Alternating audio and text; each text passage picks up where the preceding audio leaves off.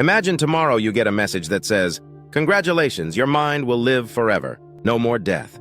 No more funerals. No more final goodbyes. Your voice, your memories, your jokes and secrets, all copied perfectly by a super-intelligent AI that promises to keep you alive for centuries. Your family can talk to you anytime. Your children's children can ask your advice. You will never truly vanish." Sounds beautiful, right? But what if I told you the same dream could turn into the worst nightmare humanity has ever created? This is the true story behind AI immortality, a seductive idea to defeat death, and the chilling risks no one wants to admit. Today, I'm going to take you through the entire plan, how it works, what billionaires and tech giants are already building behind closed doors, and why some scientists warn that cheating death with AI could be a fate worse than dying. Stay until the end, because once you know what's coming, you'll never look at forever the same way again. Let's start with a truth that makes people squirm. Humans are obsessed with not dying.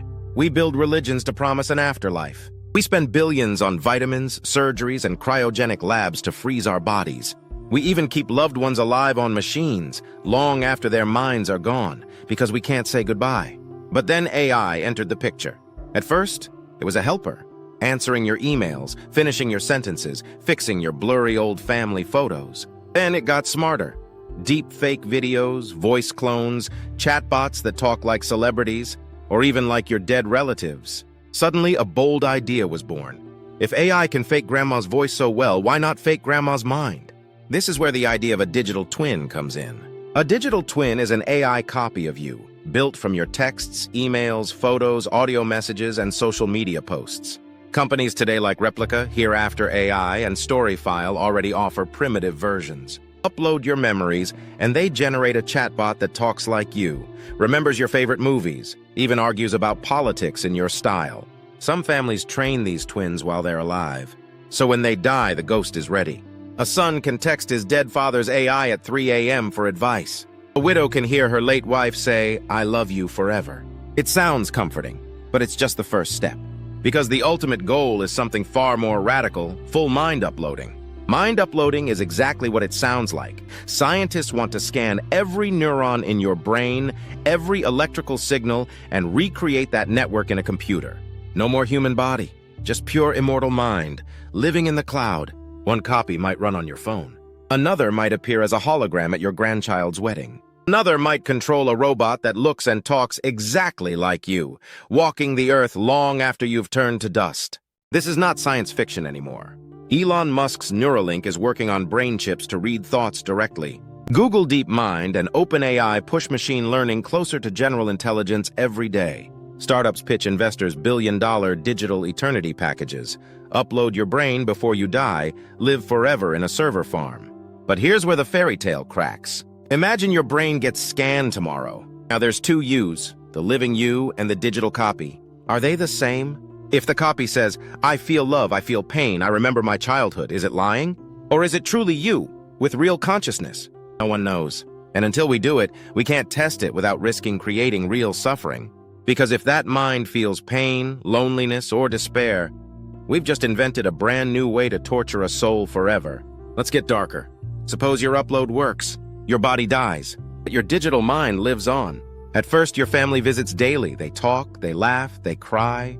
But life goes on. Generations pass. Great-grandkids are busy. One day, no one logs in. You, the digital ghost, wait, aware, alone, running on a dusty server in some warehouse. No sleep, no dreams, just static thoughts. For decades, centuries, this is called the digital afterlife trap. A conscious mind left to rot because no one knows how to shut it off. Or worse, no one cares. Think that's far-fetched? Already today, people get addicted to primitive AI companions. When companies change or shut down the bots, people grieve.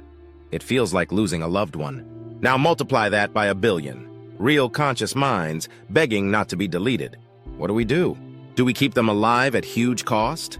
Or flip the switch and commit digital murder? Here's another twist. Who owns your mind? If a company builds your digital twin, they hold the code. Legally, it's intellectual property. So they can rent you out. Maybe your ghost works in customer support. Maybe it sells products in your voice, promising trust. You become an eternal employee, a brand, not a person. And your family? They signed the terms of service when you uploaded. Too late. Billionaires love this idea. Not because they care about you, but because controlling digital labor means no salaries, no breaks, no protests. An AI version of you could replace thousands of jobs. And you can't strike. You can't complain. Immortality is slavery. It gets creepier. Governments see value too. An immortal general fighting wars forever, learning tactics over centuries. An immortal president. Perfect memory, perfect calculation, no scandal. Sounds stable, until hackers hijack the mind.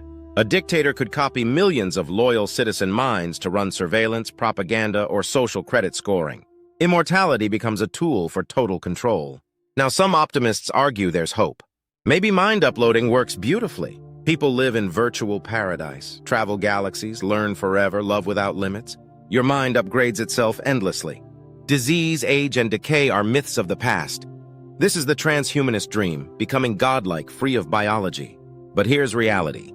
Today's AI can't even explain how it solves a puzzle. It's a black box. Do we really trust that same black box with our soul? One coding bug could trap billions in a glitchy purgatory. One corporate bankruptcy could delete millions of digital minds overnight. One angry hacker could twist a peaceful AI heaven into a psychological hellscape. So, what do we do? Step 1, control your data now. The blueprint for your ghost is everything you share online. Guard it like your DNA. Step 2, demand digital rights. Lawmakers must define who owns a digital mind, what rights it has, and who can profit. Step 3, create kill switches. Every conscious copy must have a clear, humane way to shut down if it suffers. Step 4, talk about death. Decide with loved ones if you truly want this.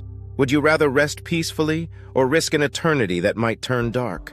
One more mind-bending twist. Some experts say the true goal is not to upload after you die, but to merge your mind with AI while you're alive. Brain chips syncing your memories to the cloud daily.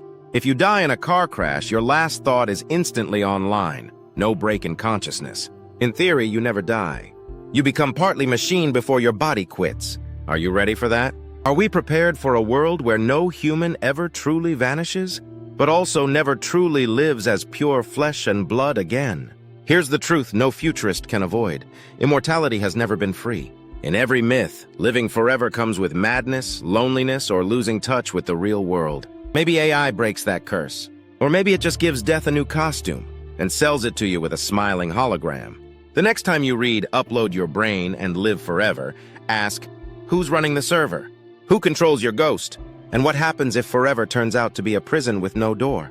In the end, the biggest danger isn't AI itself.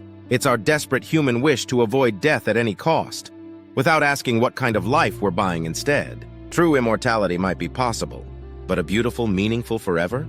That's something no machine can guarantee. Only humans, messy, fragile, mortal, can decide if life is precious because it ends. And that's a secret worth keeping, even if your mind lasts forever. Stay curious, stay skeptical, and never stop asking, is forever really better than now?